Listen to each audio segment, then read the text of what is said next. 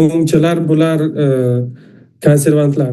Ya'ni bu o'sha tub ya'ni tub oq qolib ketgan Amerikadagi eski aholi va ular har doim konservat bo'lib kelgan.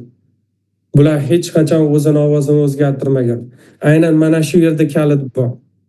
Aynan mana shu yerda Trump o'zini populist sifatida ana o'shalarga urg'uni qaratgan.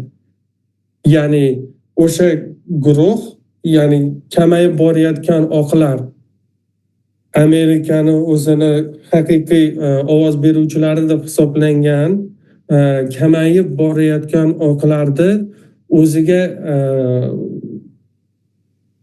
nima deydi, ularni shubhagami yoki qo'rquvga ko'rsatib o'zini ovozini olib chiqmoqchi.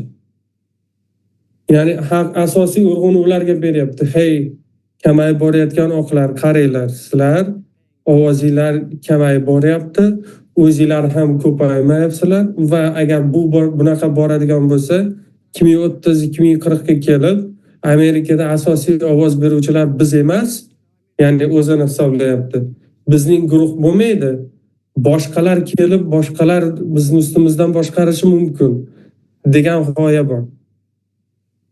Mana shu populizmni asosi mazmunini bildirib kelyapti. Ya'ni uning populistik harakatining asosiy urg'usi shu.